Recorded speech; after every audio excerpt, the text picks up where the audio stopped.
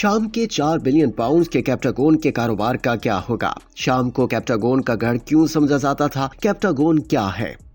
حال ہی میں معزول شامی صدر بشار الاسد کے شام سے فرار ہونے کے بعد دارالحکومت دمشق کے قریب مزاح ایئر بیس پر لاکھوں کیپٹاگون گولیاں چلا دی گئیں۔ اس سے قبل حیات التحریر شام یعنی HTS کے سربراہ احمد الشرع المعروف ابو محمد الجولانی نے دمشق فتح کرنے کے بعد اپنے پہلے خطاب میں کہا تھا کہ شام دنیا بھر کیپٹاگون کی پیداوار کرنے والا سب سے بڑا ملک بن چکا ہے اور آج خدا کے فضل سے شام اس سے پاک ہونے جا رہا ہے۔ واضح ہے کہ ایک تخمینے کے مطابق دنیا بھر میں تیار ہونے والے کیپٹاگون کا 80% شام میں بشار الاسد حکومت کے زیر کمان تیار کیا جاتا تھا۔ کیپٹاگون کی پیداوار شامی صدر بشار الاسد حکومت کے لیے سالانہ $5 ارب فراہم کرتی تھی۔ یہی وجہ ہے کہ شام کو کیپٹاگون کا گڑھ سمجھا جاتا تھا۔ کیپٹاگون کیا ہے؟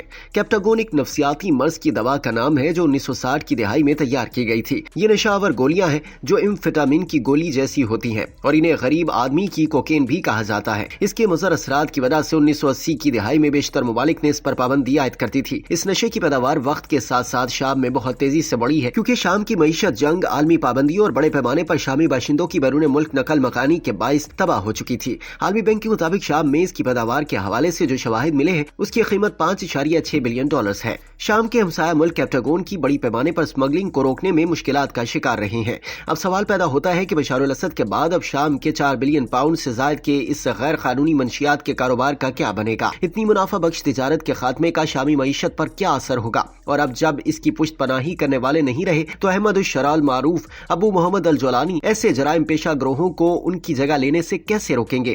کیا الجولانی کیپٹاگون پر قابو پا سکیں گے؟ شام کے ریاستی اداروں پر کنٹرول بڑھانے والے نئے شامی رہنماؤں کو بظاہر معلوم ہے کہ کیپٹاگون کی تجارت کے خلاف کریک ڈاؤن کا وعدہ پڑوسی ملکوں کے لیے مثبت پیغام ہے، تاہم مالی طور پر فائدہ مند اس مجرمانہ کاروبار سے نجات ملک کے لیے بڑا چیلنج ہوگا کیونکہ کئی برسوں تک خود ریاست نے اس کی حوصلہ افزائی کی ہے۔